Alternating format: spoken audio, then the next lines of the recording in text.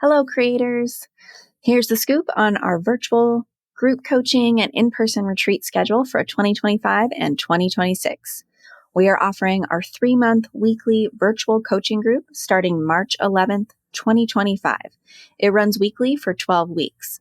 It's an amazing, affordable option to get the support you need in an environment with other wellness business owners going through the same experiences that you are. It's limited to 8 people, so you really do get an individualized experience out of it as well. You can find all of the details and apply for the group by heading to wellnesscentercreators.com/group-coaching. Our next in-person retreat will take place on September 22nd through 25th, 2026. We will open early bird registration in 2025, so be on the lookout for that. You can learn more about the retreat and which track will be the right fit for you by heading to wellnesscentercreators.com/retreats. Both of these offerings are great for business owners at any stage of their business, and feel free to email me directly at Kendall@wellnesscentercreators.com with any questions. You might already be familiar with the name, but if it's new to you, Jane is a HIPAA-compliant clinic management software and EMR, and the sponsor of today's show. Chasing down patients or clients for important information isn't anyone's idea of a good time, especially when there are forms to be filled, payments to be processed, and consents to be collected. That's why Jane has designed user-friendly online intake forms, so you can gather all the information you need ahead of the appointment, whether that's health history, insurance details, or a credit card on file. Jane will even send a friendly reminder 24 hours before a patient's appointment if they haven't completed their intake form yet, saving you from having to manually follow up. To see Jane in action, head to jane.app to book a personalized demo. Or if you're ready to get started, you can use the code WELLNESS1MO at the time of sign-up for a 1-month grace period applied to your new account.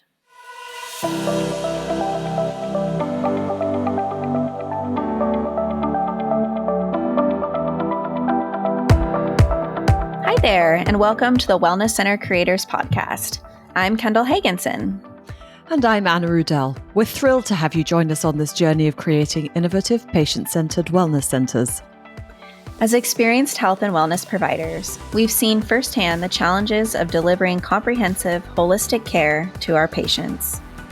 That's why we created this podcast, to share the knowledge, strategies, and insights we've gained from our own experiences and from connecting with experts in the field. Each episode, we'll dive into a different aspect of building and growing a successful wellness center, from developing a strong multidisciplinary team to implementing cutting-edge technologies and treatment approaches. We'll also share practical tips, resources, and real-world examples to help you overcome common obstacles and streamline your processes. Our goal is to empower you with the tools and confidence you need to create a thriving wellness center that truly makes a difference in your patients' lives. So whether you're just starting out or looking to take your existing practice to the next level, you're in the right place. Get ready to learn, grow, and be inspired. Let's create something amazing together. Welcome to the Wellness Center Creators Podcast. Welcome back, everyone, to the Wellness Center Creators Podcast. And today, Kendall and I are going to be continuing our discussion about the beginning of 2025, really, specifically about the bodywork arm of Lokahi Acupuncture, the expansion. And I'm hoping Kendall can coach me through some ideas. I'm here. I'm ready. All right. So to pick up on the story, yes, we've started 2025. I haven't actually been into the clinic yet to see whether there are flaws, and we don't have a massage therapist in place anymore. But we do have a lead massage therapist hired, and she is set to start sometime this week, but that's not clinically. That's really more of a onboarding and bring her up to speed about the vision for the clinic, and also obviously do all the nitty-gritty systems and paperwork. Amazing. Yeah, it's exciting. We've also got our company retreat happening next Monday. So yes, at the beginning Do you of the feel ready? of the year. Yeah, I think it's going to be good. It's going to be a really good opportunity to align our vision. And there's some things that I would like the team to be able to get more systematized. So treatment plans, what tends to happen with the treatment plan, for example, is we start off with a template at the beginning of the year, and by the end of the year, everyone's individualized them to the point that they're no longer Recognizable. Recognizable. Yes, so we've really got to go back and hone those things as well as the intakes. But at the same time, we're going to introduce the team lead, the massage lead, to the group, and hopefully get some synergy going there. Excellent. Yeah. So it's about hiring. It's about hiring massage therapists. They're a new modality to me, and clearly there's a similarity, isn't there, with the way that holistic modalities and practitioners work. But I feel like I'm a little bit at sea with this entire new population of employees. Yes. And I feel like I probably missed something with the practitioner I had to let go at the beginning of the year. I don't think you did. So I was there for that whole process. And you did everything right. You did everything you could do. And as we were talking about last week on the episode, at the end of the day, it's always a bit of a leap of faith of bringing someone on. And we have to have a trial sometimes. We have to have a probationary period and see, is this person going to vibe? And you know what? That provider might have stayed and worked out longer if you weren't maybe expanding to this another location within the same complex. Like, I think there was something about that where maybe they felt threatened by it, or they didn't feel ready to be part of that, kind of building something new. There's so many things at place that are not about you. I don't know that you really could have done anything differently. What I have found over the years in hiring massage therapists is it does depend on the time of year, and it depends on the phase. And I think that goes for all modalities. Like, there's better times of year to hire mental health counselors, I have found, and things like that. But with massage therapists, I feel that it comes in waves. That sometimes when we're recruiting for LMTs, it can take 6 months, 9 months to get even 1 to 2 high quality candidates for the role. And then sometimes you just get contacted. This is happening right now. We have an awesome massage team right now. And I'm getting contacted by a really experienced massage therapist who's moving here from out of state. And I couldn't have picked that person like from Indeed. It's like, oh my gosh, that's exactly who's the right type of provider to come on and join us, right? And then there's another contact that we just hired someone from a different modality, and they have a colleague who's a massage therapist who's looking to make a move, who's really experienced. So it does come in waves. And sometimes I feel like when I'm really grasping, like I really need 2 massage therapists right now, right? Then it's like forcing the process. But you also need massage therapists right now because you're going to take on this lease. So it's time. Yeah. You do need them. We have to make revenue somehow. Yes. So you've got the lead. And so, I mean, you and I have talked a fair amount about like where to find massage therapists and how to recruit them. What are the roadblocks you're finding?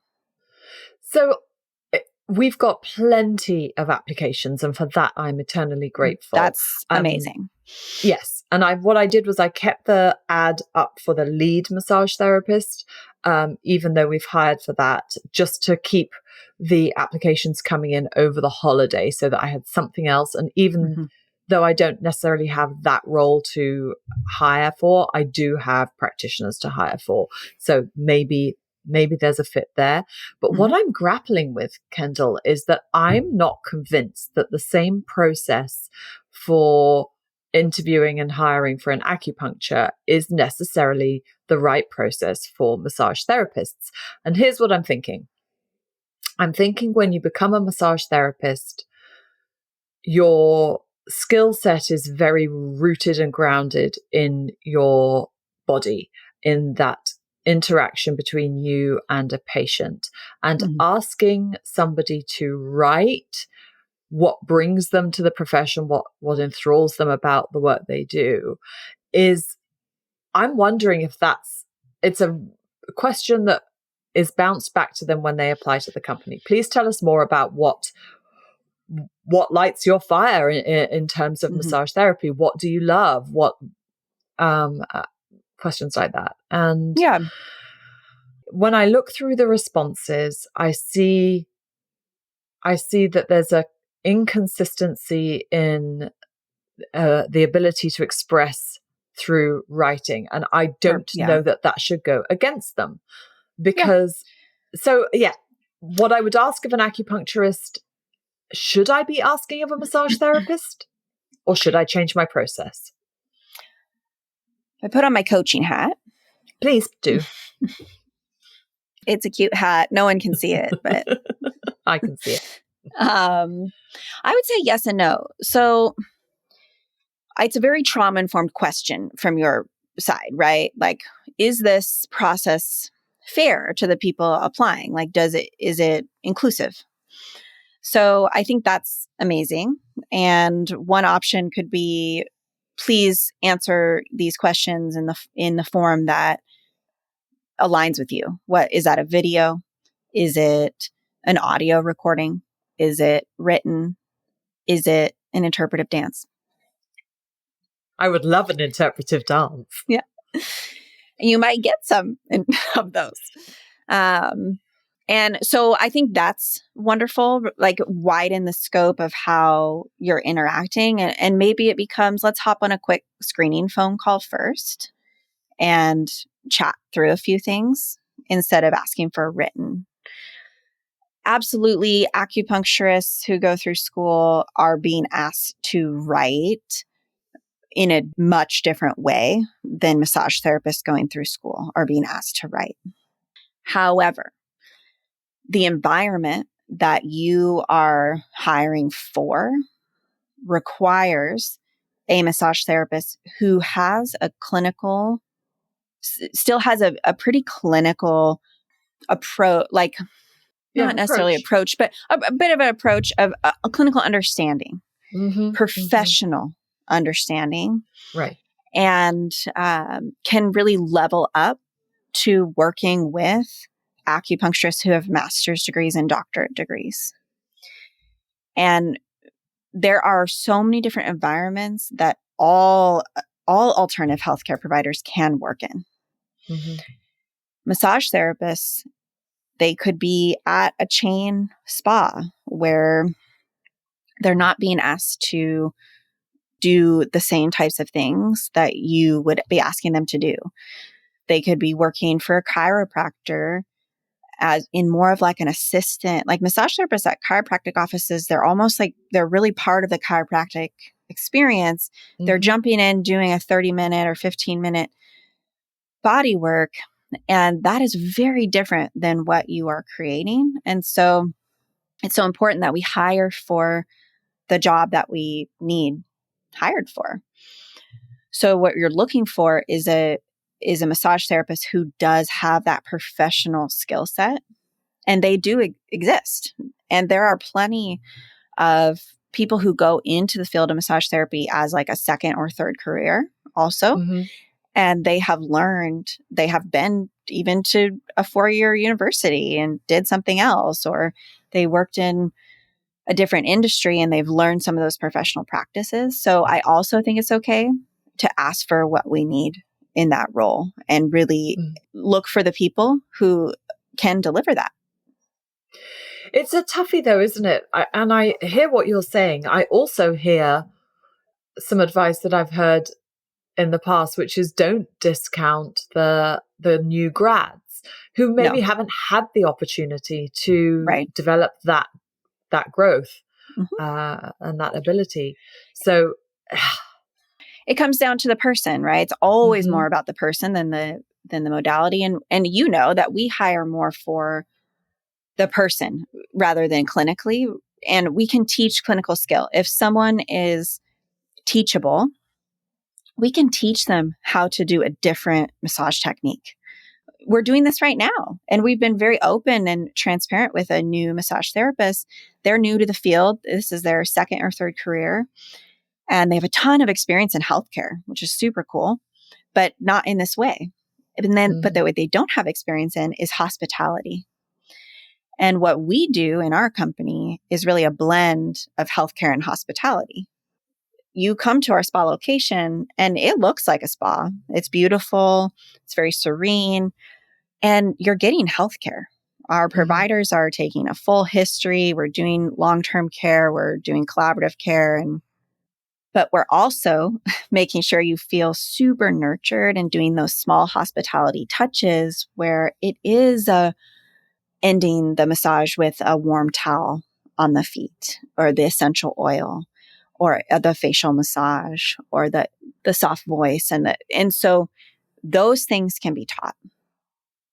Yes. But what is harder to teach, if someone is not to a place where they understand the value of being able to send a professionally written email, that is a little harder. Right. Because you can give examples. You can say, this is how we would like you to format when you're writing to a client or to a colleague, and they can practice it and people can learn it. But that's a little harder if someone has kind of an approach to life that is less professional in the way that you envision professionalism for your company. Then that's a little more difficult. Yeah. Agreed. Yeah. So we're in the space where we're weeding through a lot of applications, but hopefully trying to find a few that are reasonable potentials. But and then getting hold of them. Getting hold of these applicants is so difficult. Why is that hard? You apply for a job. Would you not expect to hear from the person that's hiring? I give people the benefit of a doubt for about 2 seconds on this. So disqualified. No, look, email through the application platform you're using, send a text message. That's it.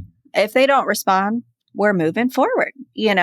Probably one of the biggest lessons I've learned in business ownership and hiring employees is to not chase people down.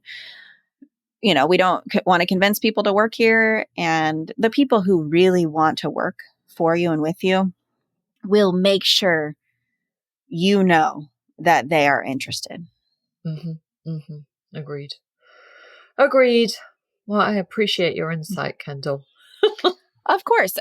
It's just a challenge. I think recruiting in general, but with massage therapists, and I am the biggest fan of massage therapists.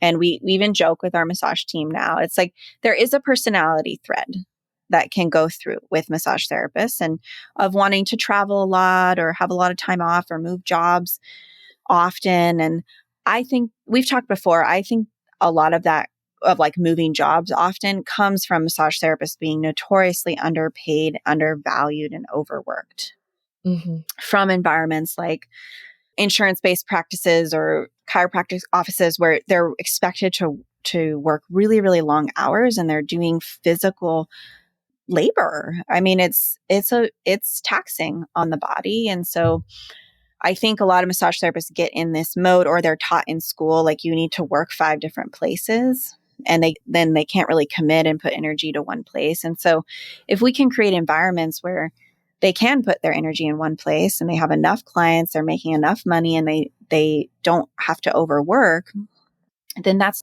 the dream. That's what everyone wants, right? That they can be in a place that's stable, and that leads to the massage therapy providers staying longer on your team. Right.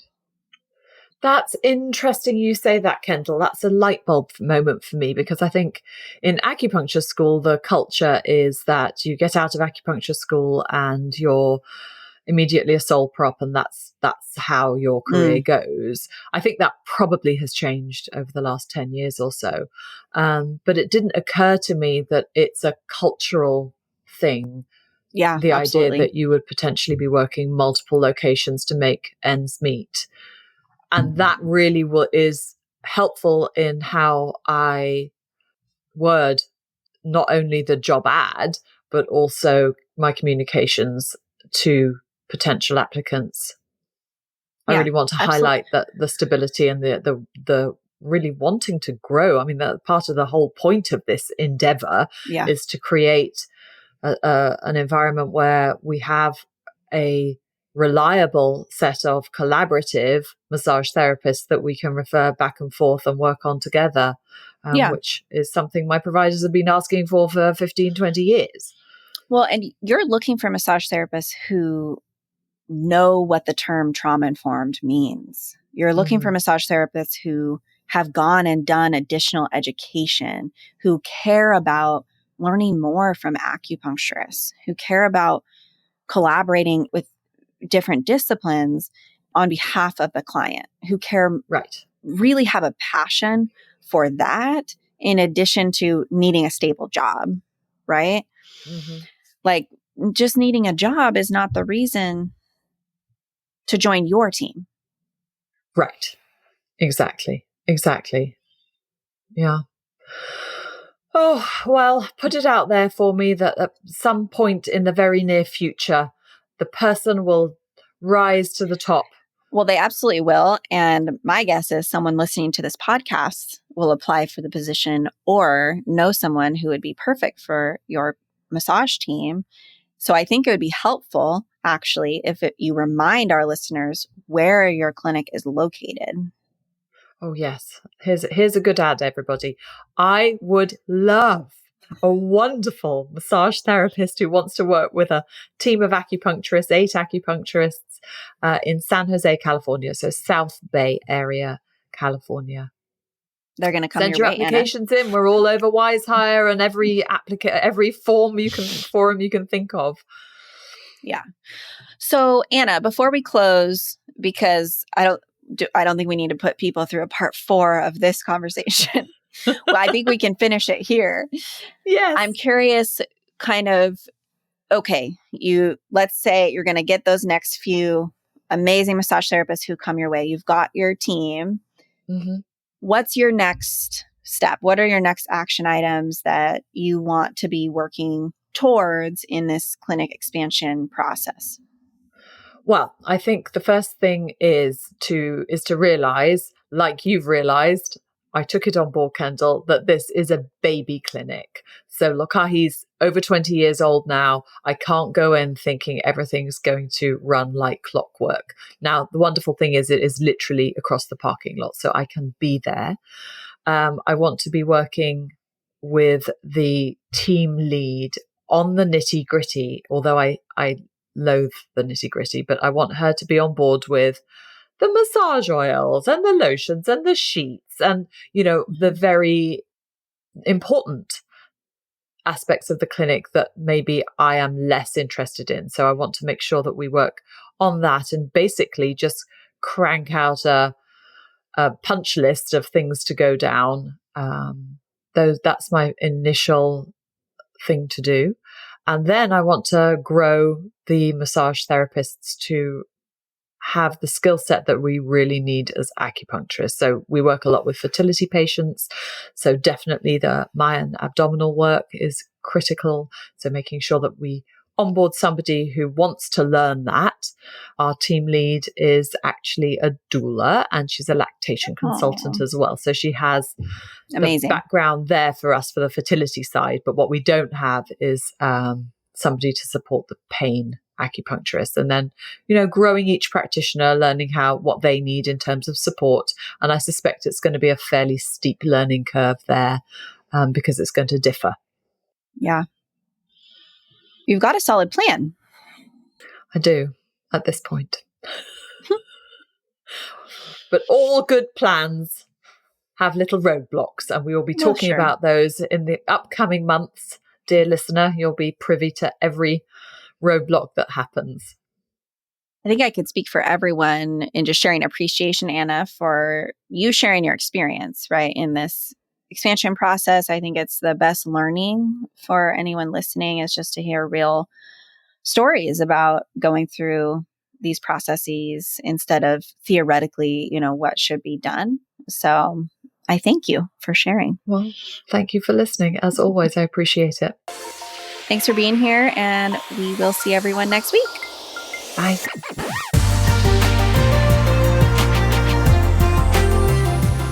Thank you for tuning in to the Wellness Centre Creators podcast. We hope you found this episode informative and valuable. If you enjoyed the show, please consider subscribing and leaving a rating and review. Your support helps us reach more health and wellness professionals like you. For additional resources, show notes, and more episodes, visit our website at wellnesscentrecreators.com. We'd love to connect with you and hear your thoughts, experiences, and questions. Feel free to reach out to us through our website or social media channels. Once again, thank you for listening. We appreciate your dedication to providing exceptional patient care. Join us next time as we continue exploring the world of wellness center creation. Until then, take care and keep making a difference. Thanks for listening to the Wellness Centre Creators podcast.